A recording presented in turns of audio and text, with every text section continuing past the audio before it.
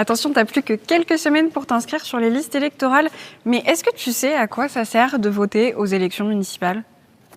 Concrètement, le 15 et le 22 mars, tu vas devoir élire ton ou ta maire et son équipe qui vont rester 6 ans. Et pour toi, ça peut changer beaucoup de choses. Déjà, le maire, avec le conseil municipal, il décide du budget de la commune, ce qui peut avoir une influence sur tes impôts locaux. Et il peut aussi choisir d'aménager des pistes cyclables, de construire des équipements sportifs ou de fixer le prix du stationnement. Avec les arrêtés municipaux, les maires peuvent vraiment influer sur ton quotidien. Par exemple, certains interdisent d'utiliser des pétards ou des feux d'artifice, quand d'autres mettent en place par exemple des couvre-feux pour les mineurs à certaines dates. Pour voter, il faut avoir la nationalité française ou la nationalité d'un pays membre de l'Union européenne.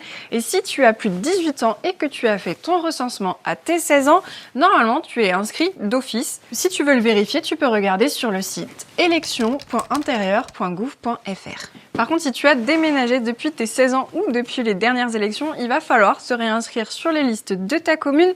Pour ça, tu peux le faire jusqu'au 4 février sur Internet. C'est sur le site inscriptionélectorale.service-public.fr. Pour t'inscrire, c'est hyper simple, tu as juste besoin de 2 documents, un justificatif de domicile, ça peut être une facture ou une attestation d'hébergement de tes parents, et une copie de ta carte d'identité. En mairie, tu auras besoin des mêmes documents, mais tu as jusqu'au 6 février par contre. Et c'est jusqu'au 5 mars pour ceux qui vont avoir 18 ans entre le 7 février et la veille des élections. Quant au vote à 16 ans, la proposition de loi n'a pas beaucoup avancé, peut-être l'année prochaine.